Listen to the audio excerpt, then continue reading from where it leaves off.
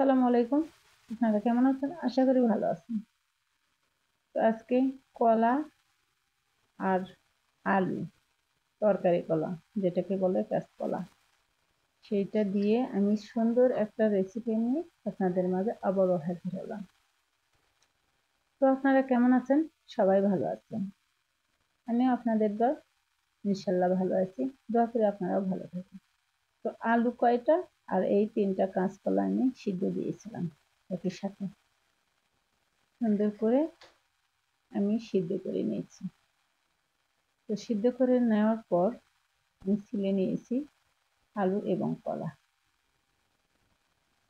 এখানে আমি মশলা বেটে দিয়ে রাখছিলাম, সেই মশলাটা বের করে নিয়েছি।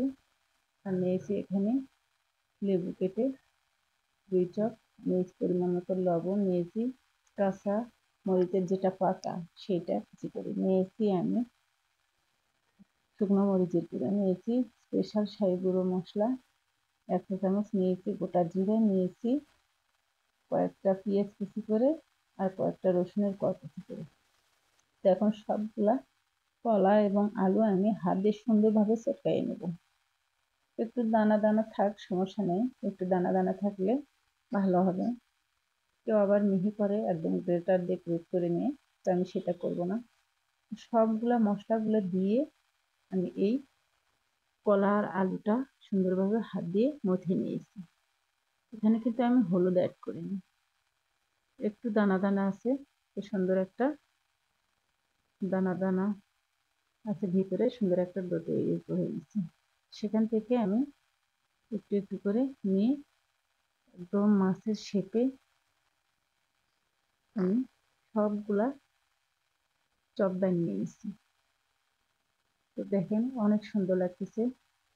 তো এটা এইরকম করে কয়েকটা আমার ভাইয়ের বাসায় নিয়ে গেছিলাম, বড় ভাইয়ের বাসায় নিয়ে যা দেখ, ভাই বুঝতেই পারেনি যে এটা একটা চপ।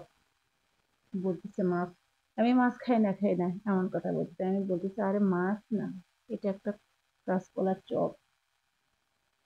তো দেখেন অনেক সুন্দর লাগছে, ভাজার পর কিন্তু বোঝাই যাবে না এটা কাঁচকলার চপ, একদম হুবহু মাছের মতো লাগবে।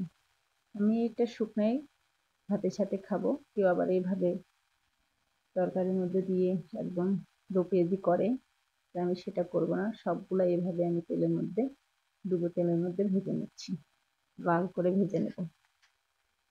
তো এই কলাগুলো কিন্তু আমার বাড়ি এনে দিয়েছে, একদম গাছের বাড়ির গাছের টাটকা কাঁচকলা। তো মনে হলো লোভটা সামলাতে পারলাম না, কলাগুলো কিন্তু এত সুন্দর ভরভরা। তো আমি দেখেন সবগুলা ভেজে নিয়েছি, বোঝার কোনো উপায় নেই যে এগুলো কাঁচকলা। তো চাইলে কিন্তু বাসায় আপনারাও এভাবে বানিয়ে নিতে পারেন। আর এটার মধ্যে আমি কোনো কিছু বাড়তি কোনো কিছু উপকরণ কিন্তু অ্যাড করিনি, এটা কিন্তু খেতে অনেক টেস্টি।